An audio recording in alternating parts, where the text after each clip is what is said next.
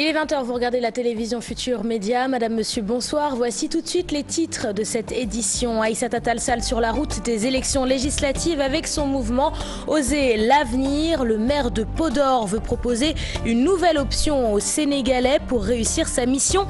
Elle doit désormais gagner le pari de la mobilisation. Dans cette édition, la réaction de l'analyste politique Pape Amadou Fall. Et puis lancement d'une nouvelle coalition également en vue des élections législatives. Elle regroupe entre autres Abdoulaye Baldé, Cheikh Tidiane Gadio et Moustapha Guirassy. D'après l'ancien ministre de la Communication, il s'agit d'un pôle alternatif qui saura s'imposer le 30 juillet prochain. Les travailleurs domestiques en conférence pour dénoncer leurs conditions de travail, absence de contrat, salaire dérisoire, exploitation. Ils demandent la ratification de la Convention 189 de 2011. Les détails dans cette édition. Championnat du monde de récital de Coran. Le Sénégal remporte la première place sur un total de 149 pays. Le Sénégal était représenté par une jeune fille et un jeune homme de 19 ans. Ils ont été accueillis à l'aéroport ce dimanche par leur famille et des autorités du pays. Dans la page des sports, retour sur la deuxième édition du championnat régional de combat. 12 clubs dakarois ont participé à la compétition avec une innovation, l'instauration de la lutte vietnamienne dans le championnat. Une discipline bien différente, vous le verrez, de la lutte sénégalaise et qui se vulgarise en Afrique de l'Ouest. Voilà pour les titres, restez avec nous. Le développement, c'est dans une poignée de secondes.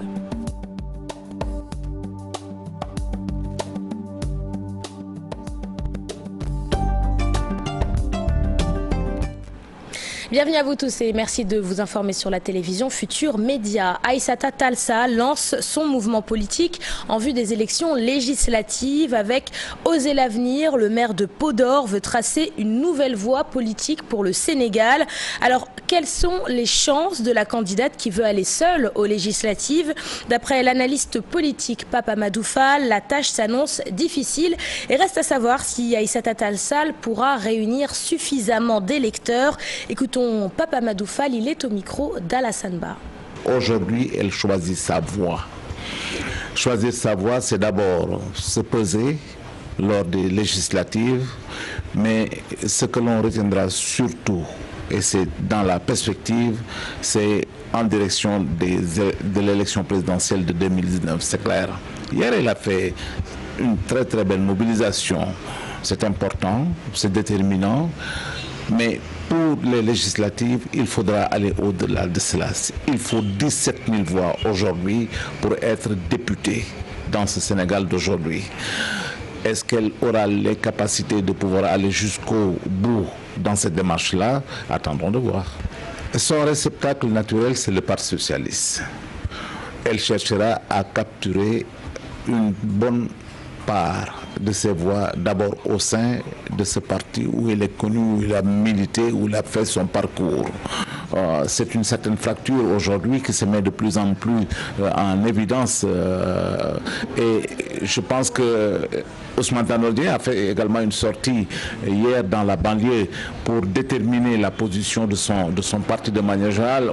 On tente de rassembler ce que l'on peut rassembler, mais je pense qu'il est évident aujourd'hui que le PS ne sera plus jamais ce qu'il avait été auparavant.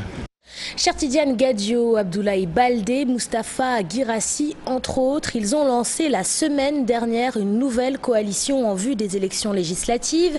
Une coalition qui ne se reconnaît ni dans Benno Bokk Yakaar, ni dans Manko Taxawu Sénégal. Ses membres disent vouloir un changement dans le discours politique, une révolution des mentalités et l'amélioration des conditions de vie des Sénégalais. D'après Moustapha Guirassy, la coalition a toutes les chances de s'imposer lors des prochaines élections. Sa réaction, c'est dans ce reportage signé Mambiram Diouf et Modou Diop. Un des leaders charismatiques du pôle alternatif engagé dans la bataille pour les législatives du 30 juillet prochain, Moustapha Guirassy, dans son compagnonnage avec Abdoulaye Baldé, Cheikh Tidiane Gadio, Mariam Wane Ly, entre autres personnalités, ne doutent de leur poids électoral face aux autres forces en présence, dont Benno Bokk Yakaar et Manko Taxawu Sénégal. Maintenant, il s'agira d'indiquer encore les nouveaux adhérents, parce qu'on attendait de conclure avec certains pour pouvoir prononcer leur nom et le rendre public.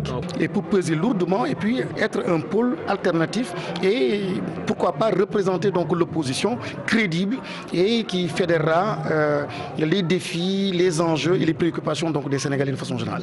Là où le camp au pouvoir parle d'une opposition qui évite le débat sur les réalisations du président Macky Sall, Moustapha Guirassy, apportant la réplique, évoque plutôt une mauvaise articulation de la politique gouvernementale. Le pouvoir en place fait une erreur, c'est qu'ils mettent en avant des réalisations qui me semblent être très matérielles et très économiques parfois. C'est bien de mettre en avant des chiffres, des chiffres de croissance, en mettant en avant l'évolution donc de certains paramètres, mais il me semble que aujourd'hui il y a quelque chose qui est en train de menacer la stabilité donc du pays et c'est un socle de valeurs. Et aujourd'hui notre système d'éducation, la santé, le développement économique, les contextes aujourd'hui dans lesquels évoluent tous les pays du monde, l'économie numérique, le digital, le green business, l'économie donc durable, j'ai l'impression qu'on ne s'inscrit pas dans cela. À l'occasion de cette rencontre, rendant hommage à Moustapha Guirassy pour son soutien au Quai de Vin, le leader du mouvement Force citoyenne solidaire du Sénégal a réaffirmé son engagement à toujours servir son terroir. À Paris, manifestation de l'opposition sénégalaise à la place Trocadéro, un rassemblement auquel ont assisté Bamba Fall et Barthélémy Diaz. Hier samedi, les manifestants ont dénoncé des irrégularités dans le fichier électoral et l'emprisonnement du maire de la ville de Dakar, Khalifa Sall. Reportage de notre correspondant à Paris, Ibrahima Kamara. La coalition Manko Taxawu Sénégal a réitéré sa manifestation de Dakar à Paris. Bamba Fall, persistant dans sa ligne de mire, réclame la libération de Khalifa Sall. Au Sénégal, on a beaucoup de ressources naturelles, mais une famille est en train de dilapider nos ressources. Au Sénégal, on est en train d'emprisonner ses adversaires politiques. Au Sénégal, on note un recul démocratique. Au Sénégal, vous voyez un directeur de société Dakar Dem Dikk, alors qui se loue lui-même 100 véhicules à raison de 40 000. Celui qui signe en tant que directeur le contrat de location, celui-même qui accepte aussi en tant que preneur. Vous voyez des militants de l'APR aller jusqu'au palais devant les grilles, manifester au moment où nos femmes dans la rue sont arrêtées pour manifester pour la libération de Khalifa Ababacar Sall. Concernant sa rencontre avec le président Abdoulaye Wade à Versailles, le maire de la Médina a délivré un message de Khalifa Sall au pape du Sopi. Khalifa Sall m'avait envoyé là-bas le remercier parce que Maître Wade avait demandé à ce que toute l'opposition se regroupe autour de l'essentiel et autour des intérêts du Sénégal. Barthélémy Diaz, quant à lui, dénonce un fichier électoral qui serait loin d'être fiable, nous dit-il. Plus de 6 millions aujourd'hui de Sénégalais inscrits. Vous comprendrez qu'il y a moins d'1 million de Sénégalais qui sont entrés en possession de leur carte d'électeur à moins de 2 mois des élections. Cela est inadmissible et je rappelle que c'est au gouvernement que revient la responsabilité de faire en sorte que tous les Sénégalais et toutes les Sénégalaises puissent entrer en possession de leur carte d'électeur. On avait dit aux gens que Macky Sall est en train de combattre Karim Wade parce que c'est l'espoir. Si les Sénégalais ne réagissent pas après Karim, ce serait Khalifa. Malheureusement, il continue son entreprise de liquidation de ses adversaires politiques. L'opposition sénégalaise de France tente de former une coalition pour gagner les sièges des députés de la diaspora à la prochaine législature. Et on quitte la politique pour parler de la mise en place du syndicat des transports routiers affilié à l'Union nationale des syndicats autonomes du Sénégal. C'est donc une partie du syndicat de Gora Khouma qui claque la porte. Diallo Niang et ses camarades disent vouloir mener leur propre combat contre les accidents de la route et mieux défendre les intérêts des travailleurs. Écoutons le secrétaire général du nouveau syndicat. Il est au micro de Mame Biram Diouf. Nous étions dans un même syndicat et parce que nous ne sentions plus nos revendications prises en compte, désormais nous défendrons nos propres intérêts et parce que nous en avons la capacité dans ce syndicat que je dirige. Nous sommes contre la mesure qui fixe à 30 ans pour l'obtention du permis à conduire des véhicules de transport public interurbain de passagers et de marchandises. Ce n'est pas une mesure pour lutter contre le chômage. Aussi, nous nous sommes engagés à lutter contre les accidents de la route de notre propre initiative. Liaison maritime Dakar-Rufisque. Hier, samedi, le ministre en charge de l'économie maritime a procédé au lancement des travaux de réhabilitation de la gare maritime. D'après le ministre Moussa Oumar Gueye, les travaux vont durer 5 mois. Ousseynou Thiam et Biradiagne. Les Rufisquois, longtemps confrontés à des difficultés liées à la mobilité urbaine, seront bientôt soulagés. En effet, le Conseil sénégalais des chargeurs a procédé au lancement des travaux de réhabilitation et d'extension de l'embarcadère-débarcadère de la liaison maritime Dakar-Rufisque. Cette infrastructure permettra de faire en sorte que nous puissions réaliser une liaison maritime entre Rufisque et Dakar. Et entre Dakar et Rufisque. Pontons cet embarcadère-débarcadère d'un coût global d'environ 1,3 milliard de francs CFA sont entièrement financés sur fonds propres par le Conseil sénégalais des chargeurs, le COSEC. De l'avis du directeur général du COSEC, au-delà de Koumbalamb Ndoye déjà positionné, un deuxième navire viendra renforcer le parc maritime de cette liaison. Après la réhabilitation de l'embarcadère-débarcadère de Rufisque, d'un montant de 2,3 milliards et la mise au service de 2 navires de 200 places, la liaison Dakar maritime sera effective. L'exploitation sera confiée au COSAMA. Cela permettrait d'assurer un transfert maritime de banlieue et plus tard de contribuer au développement du transport maritime entre Dakar, Mbour et Saly Portudal. D'après le ministre, les délais des travaux sont fixés à 5 mois et le premier voyage prévu au mois d'octobre prochain.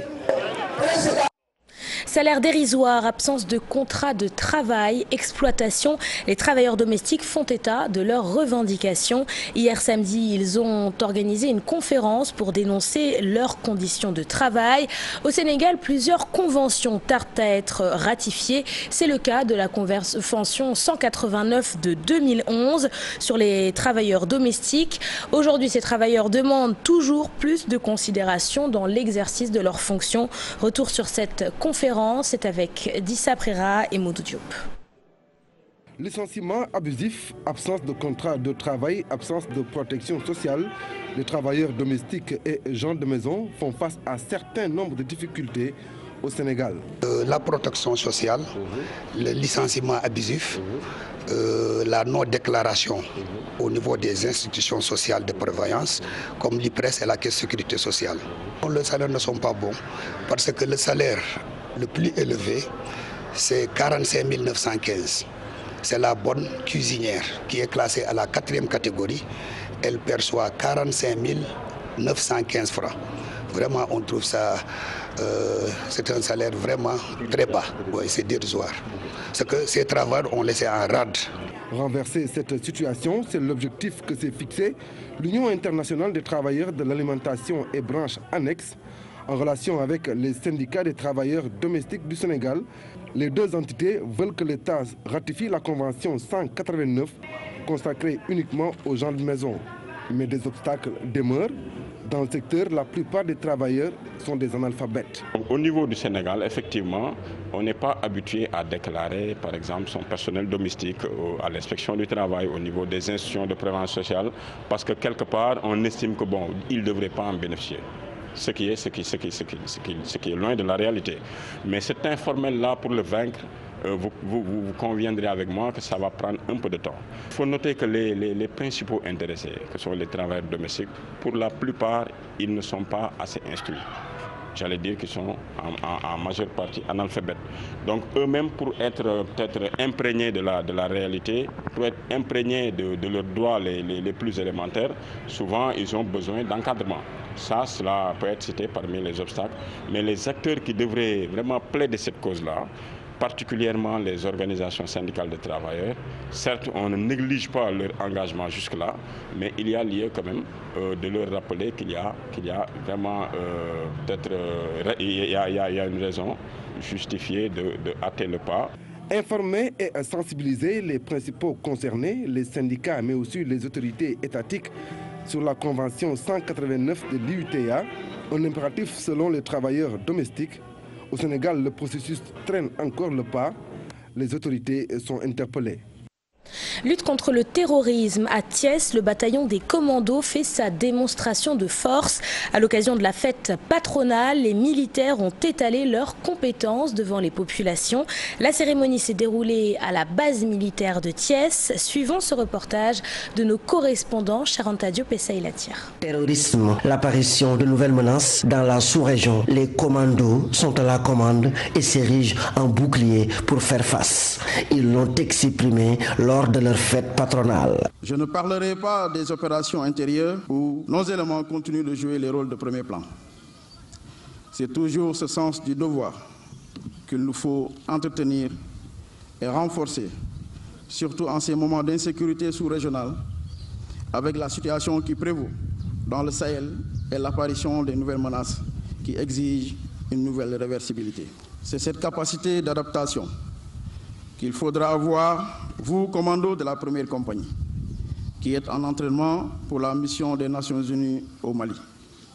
Car, habitués à évoluer dans des zones boisées, face à un ennemi que vous êtes parvenu à apprivoiser, vous allez vous retrouver dans un théâtre d'opération d'un genre nouveau, de par la menace et le terrain. Des moments de retrouvailles et de communion entre jeunes et anciens, cette fête communément appelée le Gaïndé est une manière d'inciter les jeunes soldats au sens du devoir et à préparer l'intervention dans les théâtres d'opération. C'est dire que vous devez dorénavant vous approprier de cette nécessité de réversibilité et nous allons ensemble y travailler. Je voudrais rappeler l'importance de l'esprit de corps, ce sentiment d'appartenir à un groupe et lui devoir une loyauté absolue.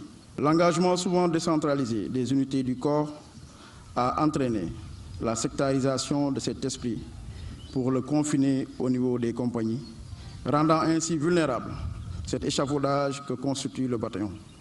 C'est pourquoi je vous exhorte, commandos, à retenir qu'au-delà de vos compagnies respectives, vous appartenez à la grande famille des commandos, fondée par nos illustres aînés et qui nous revient de préserver dans le chemin du devoir pour l'honneur et la gloire. Les forces spéciales, les tireurs d'élite ont fait des démonstrations, remontées sur corde grimpée, descente à rappel, technique d'intervention rapide. Technique d'intervention opérationnelle rapprochée, attaque couteau. Le public très impressionné a chaudement applaudi et apprécié le beau spectacle.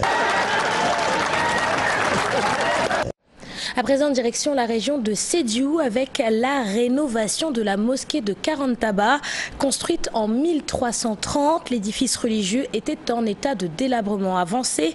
Le ministère de la Culture a décidé de prendre les choses en main pour sauver le site fréquenté par de nombreux fidèles. Bakary Konté et Salah Samb. Construite en 1330 par de grands érudits du Pakao, la grande mosquée de Karantaba est classée patrimoine historique de l'UNESCO. Cette mosquée-là, c'est 700 ans. Donc c'est ça qu'on a vu. C'est ça qu'on a vu dans l'histoire. Parce que Karantaba, c'est un village qui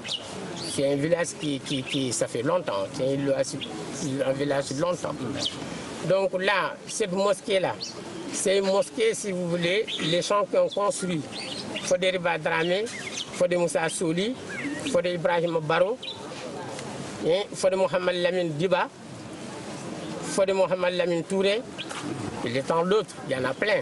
Donc, ils ont construit cette mosquée-là, si vous voulez, pour la mission de Dieu, uniquement pour Dieu. Cette mosquée miraculeuse a été construite avec de l'argile malaxée avec de l'eau bénite, des écrits de tout le Saint-Coran. Ils ont fait vraiment la prière pour chaque personne qui vient ici pour votre aïe, ou bien pour demander la bénédiction de Dieu. Dieu il vous donne. Donc depuis 700 ans jusqu'à aujourd'hui, donc voilà, depuis 700 ans, donc c'est ça qui est ici chaque dimanche. Donc chaque vendredi, c'est plein de gens. Karantaba réclame une nouvelle construction. Donc c'est le ministre de la Culture et de la Communication. C'est eux qui ont commencé ce travail-là pour réfectionner la mosquée. Mais nous, les choses qu'on souhaitait, pour que l'État du Sénégal, pour qu'il puisse quand même construire cette mosquée-là, il puisse quand même nous faire une belle mosquée. Vraiment, c'est ça notre souhait. C'est ça que vraiment notre prière, c'est ça. C'est ce que le ministre, de toute façon, il attend de faire tout ce qu'il peut avec ses moyens. Mais vraiment, on demande le président de la République et la Macky Sall pour que lui-même puisse quand même prendre ça en charge. Chaque vendredi, des fidèles musulmans viennent de partout pour participer à la prière du vendredi. Je vous le disais, en titre, sur 149 pays, le Sénégal remporte le championnat du monde de récital de Coran. Sornandei Diarra Ngom a terminé 3e. Mohamed Mustafa Diallo a lui fini 1er.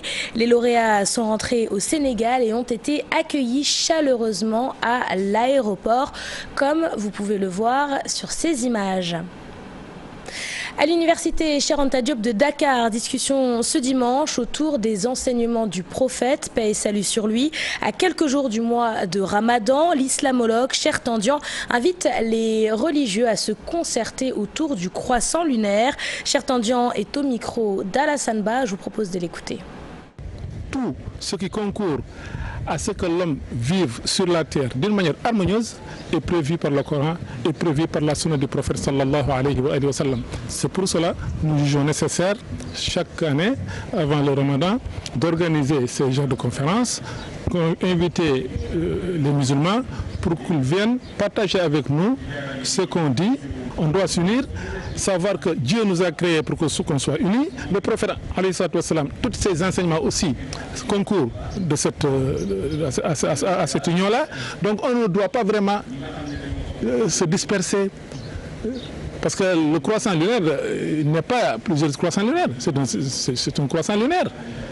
Maintenant, il y en a qui ont des entendements, outre que ce qu'on appelle al-Jumhur, c'est-à-dire la plupart des savants musulmans, qui disent qu'on doit vraiment regarder le croissant, si on le voit en jeune, si on ne le voit pas, on continue le shawal. Mais il y en a d'autres vraiment qui se basent sur des calculs astrologiques ou astronomiques, je ne sais pas, pour déceler l'apparition du croissant lunaire.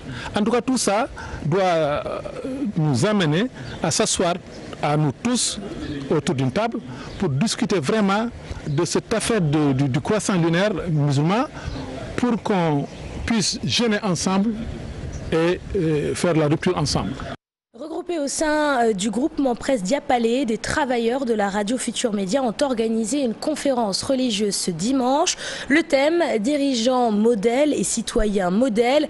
L'occasion également d'échanger sur leurs conditions de travail. Écoutons le président du groupement d'intérêt économique, Malal Junior Diagne, est au micro de Younous Diatta. Alors juste remercier un peu tous ceux qui sont venus répondre à l'invitation du GIE Presse Diapalé, qui est un GIE qui a été mis en place par les travailleurs de la RFM, avec pour principal objectif de mettre en place un système qui nous permettra à nous tous d'avoir un toit sur la tête. On sait que c'est quelque chose de très difficile, mais unis, on arrivera à obtenir un peu et à réaliser cet objectif-là. Maintenant, on remercie également tous ceux qui sont venus, à savoir le grand marabout Sembès Abdou Khadr Mbacké, le grand serigne de Dakar et le marabout qui nous est venu de Ndiassane, de la famille Kunta. On remercie également tous ceux qui ont contribué de près ou de loin à la réussite de ça et encore dire aux gens que l'objectif de ce GIE, c'est de travailler afin de permettre à tout un chacun d'entre nous, travailleurs de RFM, peut-être plus tard travailleurs de Futur Média, d'avoir une maison, d'avoir des cités RFM, des cités TFM, des cités L'Observateur. L'objectif, c'est ça et on remercie tout le monde. À présent, intéressons-nous à la saison des mangues qui s'annonce déjà. Au marché du port, le produit est très prisé. Cependant, les commerçants qui achètent leurs fruits en Casamance évoquent de nombreuses difficultés pour se ravitailler à temps. Toutes les explications, c'est avec Ibou Diouf et Moudou Diop. Ici, c'est la période de la mangue. Au marché du port, ces commerçants ont jeté leur dévolu sur cette marchandise. Le sud du pays reste le principal pourvoyeur. Ces mangues proviennent de la Casamance. Non, par carton. Les prix varient. La caisse de mangue coûte entre 25 000, 35 000, voire 40 000 francs CFA. Tout dépend de la variété. La mangue est ici une question de choix. Sur ce marché, beaucoup de variétés sont proposées aux clients. Mango djouro amna fi, kent amna fi, suukar amna fi, mango ket amna fi, pomme amna fi, ananas amna fi, djeg bu gatt amna fi, mango djouro amna fi, saralion amna fi, bu ko jéxal amna fi. Ce marché est fréquenté en majorité de commerçantes, à leur côté des hommes pour les épauler.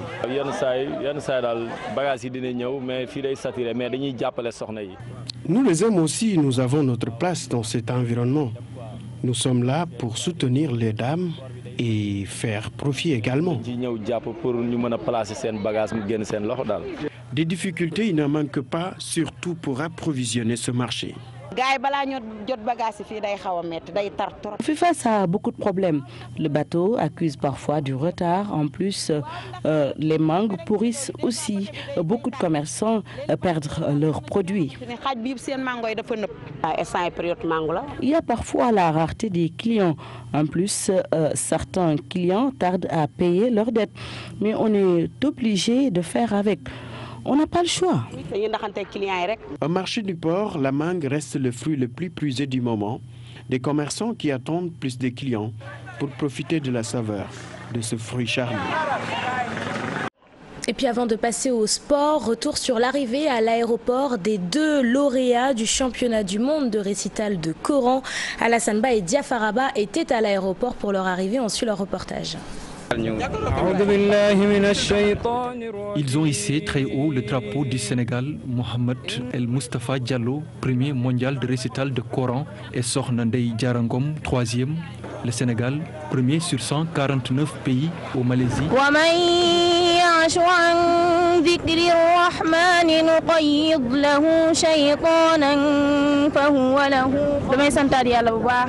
Je rends grâce à Dieu parce qu'il y avait beaucoup de participants au concours et le Sénégal a pris la coupe. Je remercie mes parents et mon maître qui m'a enseigné et tous les Sénégalais.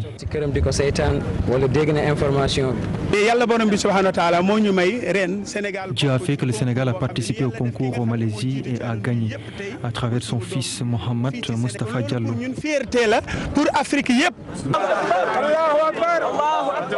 Un accueil à la hauteur de l'exploit, un exploit qui confirme une fois de plus la qualité de l'enseignement coranique au Sénégal.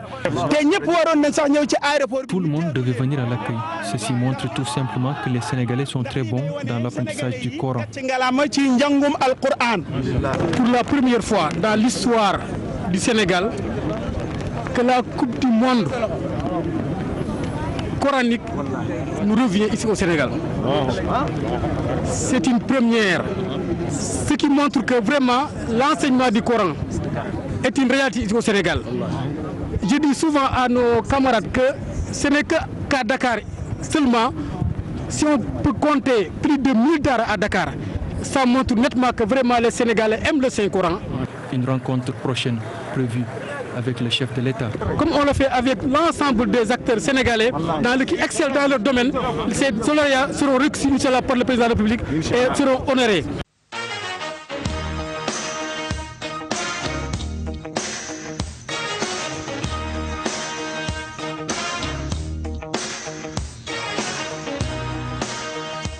Bienvenue dans la page des sports. 12 clubs de Dakar ont participé au championnat régional de combat, la 2e édition, avec cette fois l'instauration de la lutte vietnamienne. De nombreux combattants ont déjà assimilé cette nouvelle forme de lutte, très technique et différente de la lutte sénégalaise. Pour décrocher des médailles lors des compétitions africaines et mondiales, les sportifs demandent l'aide des autorités.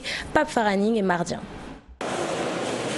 Une nouvelle forme de lutte est celle vietnamienne, avec des combats intenses et très techniques, mais différentes de la lutte sénégalaise, un championnat régional pour tester les connaissances. Quand on parle de combat au Vovinam-Vieux-Vauda, nous avons les percussions pieds-poings, nous avons la lutte également, la lutte qui est très spécifique au Vovinam-Vieux-Vauda, qu'on appelle communément la lutte vietnamienne. C'est un peu différent de la lutte sénégalaise. Voilà, donc là les compétiteurs mettent un t-shirt moulant, une ceinture et le pantalon du Vofouk. Voilà, donc c'est une lutte qui est très spécifique avec beaucoup de clés. Beaucoup de clés, ça demande beaucoup de travail. Seulement 4 ans après son instauration au Sénégal, certains combattants ont bien assimilé les techniques, même s'il reste beaucoup à faire. C'est une nouvelle formule de combat qui a été intégrée depuis les championnats du monde de Paris en 2014. Et depuis, nous avons embrayé le pas et durant nos compétitions, nous nous y mettons. Mais aujourd'hui, je crois que les équipes, et même en 2014, au premier championnat, nous avions eu une médaille d'or sur les watts quand nous sommes partis en France. Et aujourd'hui, nous préparons déjà les championnats nationaux qui doivent se dérouler en juillet, mais aussi les prochains championnats d'Afrique qui se dérouleront au Mali en novembre. Une discipline à accompagner pour espérer décrocher des médailles lors des compétitions à venir. Le président de la CIS qui nous a envoyé ici pour le représenter, parce que c'est une initiative noble, parce qu'il y a des jeunes qui sont là, qui font du sport. Et comme on le dit, l'adage le dit, le sport c'est un esprit sain dans un corps sain. Plus de 12 clubs ont participé au championnat régional combat Vovinam-Vieux-Vodao avec des oppositions très rudes. Et puis en football, 22e journée de la Ligue 1 sénégalaise, le Djaraf de Dakar bat le Casa Sport sur le score de 6-0. Un record de buts dans ce championnat. Ousseynou César Gueye est l'homme du match avec 3 passes décisives et un doublé. Retour sur le match avec Pape Faraning et Mardien. Le Djaraf de Dakar humilie le Casa Sport 6-0. Les Verts blancs de la Médina ont résumé le match en seconde période avec 4 buts marqués. Un record pour notre championnat cette année. Un fait rarissime, ce réalisme des attaquants de Djaraf. Ça fait toujours plaisir, c'est une joie pour un entraîneur de battre une équipe, pas n'importe quelle équipe, une équipe comme la Casa 6-0. Avec la manière aussi. Ça fait plaisir, mais on reste humble, c'est le travail, on va continuer à travailler. Parce que les occasions que nous avons créées, les gosses l'ont bien mis dedans. Maintenant, c'est comme ça, il faut rester persévérant, il faut rester sérieux et continuer à travailler. Tu connais les attaquants sénégalais, chaque fois tous les vieux des occasions faciles. C'est pourquoi nous entraîneurs, nous avons un travail qui nous attend. Il faut rester serein et continuer à travailler, c'est ça qui est important. Le Casa Sport, très méconnaissable, a été dépassé par les événements avec cette lourde défaite. Qui au début ne reflétait pas réellement ce qui s'est passé parce qu'en réalité on était bien rentré dans le match et à un moment donné on a pêché, surtout le collectif aujourd'hui n'a pas véritablement bien fonctionné. Et aussi le plus grave chez nous, c'est que même au niveau de nos individualités où on était un peu plus fort, je crois qu'aujourd'hui aussi on a pêché dans ce sens. Bon, maintenant, je crois que c'est un match qui me rappelle un peu le match contre Niartali de 4-0. Où réellement, ce n'est pas dans le jeu qu'on a été battu.